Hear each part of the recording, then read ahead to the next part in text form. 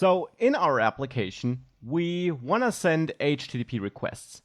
And I think a good place to start with that is actually to allow us to add new products and actually store products, where we then click on that save icon here, not just locally in memory, but actually on a server. So that in the next steps thereafter, we can start fetching the data from the server, for example, for this list, but of course also for our shop, that we can then store the favorite status on the server when we change it, that we can store our orders on the server, and of course that we also store edits or updates to our products on the server, and that when we delete a product here, we obviously delete it on a server. That would be the plan. So it all starts with enabling us to add new products. And to send HTTP requests in Flutter, we need a specific package. The HTTP package, which you can easily find if you search for Flutter HTTP, or on pub.dev, you simply search for HTTP there. This is a package which makes it easy for you to send HTTP requests from inside your Flutter app. You install it like all other packages. Under the installing tab, you copy that dependencies entry you find here, and you add that to your pubspec.yaml file below your other dependencies. And once you save that file, Flutter should automatically go ahead, or the Flutter extension in Visual Studio Code should automatically go ahead and fetch that package. If it doesn't, then you can go into a terminal and there run flutter packages get.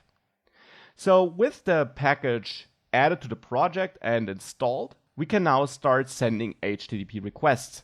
And with the Firebase backend, we want to send them to this URL, or to a URL that's based on that URL. And for that, let's first of all understand how we actually send HTTP requests to such a backend like this one. And I say like this one because it's really representative of any backend you could be using.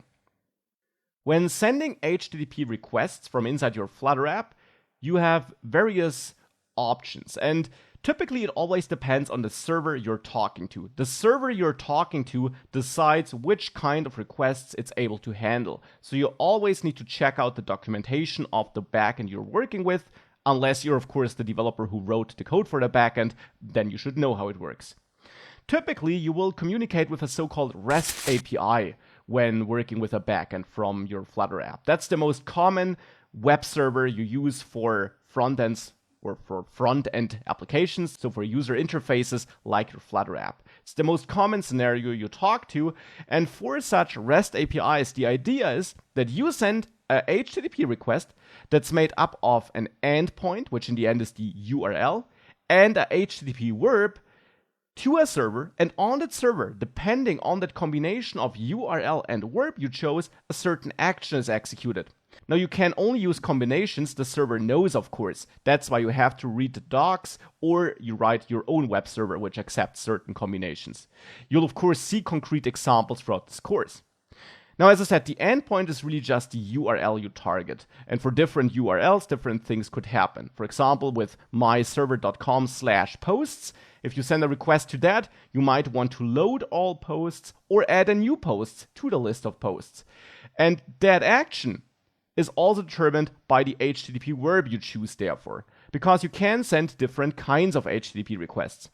The most common request, which we all know when we open a page in the browser, is a GET request. When you open a page in the browser, a GET request is sent to get the data that should be displayed in the browser.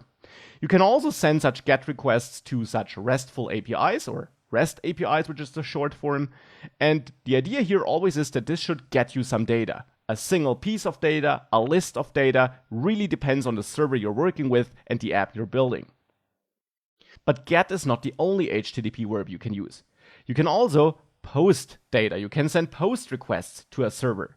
If you send a post request, you typically want to store data, append some data to an existing list of data. Again, what actually happens is always decided by the server. It's the server-side code that runs. But the convention is, when writing such a server, that post requests to a certain URL are handled in a way that adds data to an existing list or whatever your server, your application does. So this adds data. And of course, with that, I typically mean that this also at some point gets added, gets written into a database. GET, on the other hand, returns data from a database typically. Now, besides adding new data, you might also want to update existing data. And this can be done with the patch request, which updates data, or as an alternative, you can send a put request, which replaces data. The difference is that patch typically just edits the fields or the pieces of data that changed, whereas put takes some new data block and replaces an existing one with it.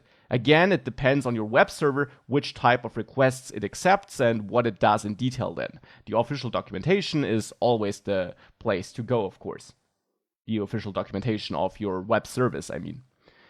Delete requests can also be sent, and as the name suggests, you typically would choose those if you want to delete some data, some resource on the server.